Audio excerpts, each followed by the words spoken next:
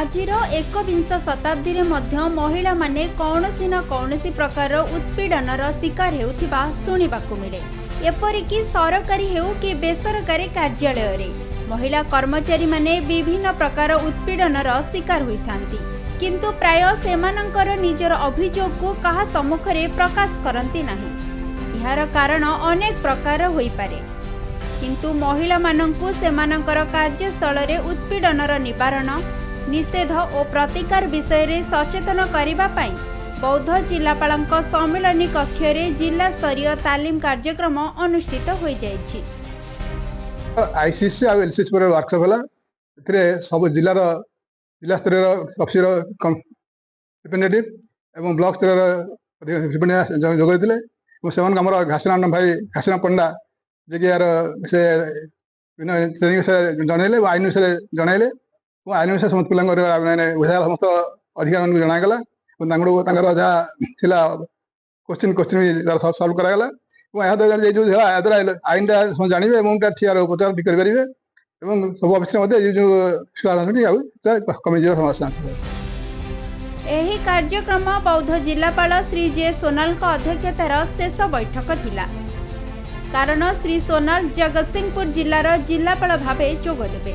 बौद्ध जिलार 3 गोटी ब्लॉक शिशु और महिला विभाग अधिकारी, महिला पुलिस अधिकारी तथा एही क्षेत्र में विभिन्न बेसरकारी संगठन कर्मकर्ता माने जोग देथिले। श्रीजुक्त घासीराम पंडा कार्यस्थल में यौन उत्पीड़न संबंध में सर्वभारतीय स्तर में विभिन्न तथ्य उपस्थापन करथिले। प्रत्येक कार्यालय और आंचलिक स्तर में महिला अभियोग शुणाणी पाई यथाक्रमे आभ्यंतरीण अभियोग कमिटी और स्थानीय अभियोग कमिटी गठन बाध्यतामूलक बोली अवगत कराइबा सह विभिन्न अधिकारी तथा बेसरकारी संगठन सदस्य मानक एही विषयक प्रश्नर उत्तर देथिले।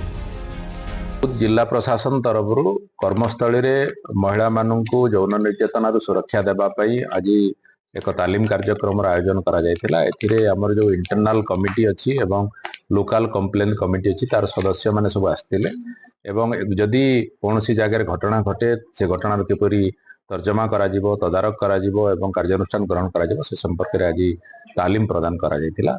एवं मुख्यतः कर्मस्थली माननकु महिला मानक पई सुगम करिबा आउ कर्मस्थली को महिला मानक पई सहज करिवार उद्देश्य रखि आज रे कार्यक्रम करा जायतिला। एथिपाई केंद्र सरकार आनिथिबा महिला उत्पीड़न निवारण निरोध और प्रतिकार आईन 2013 विषय रे श्री पंडा पुंखानुपुंख आलोचना करिथिले। विशेष करी केउ अभियोग महिला उत्पीड़न और केउटी नुहे से संबंध रे सम्मेलनी रे उपस्थित थिबा समस्तंकु अवगत कराइथिले। कार्यक्रमटा बहुत भलो हेतिला आ बहुत इन्फॉर्मेशन आमे पाइलु। आम जिल्ला रे बहुत गुडा तो आईसीसी फॉर्मेशन हेछि आउ आमे सेटा को केतरा जगह रे सरी भी जाइछि, आमे ताको रिकन्स्टिट्यूट करिवु। आउ बहुत एडा द्वारा महिला माने बहुत उपकृत हेबे।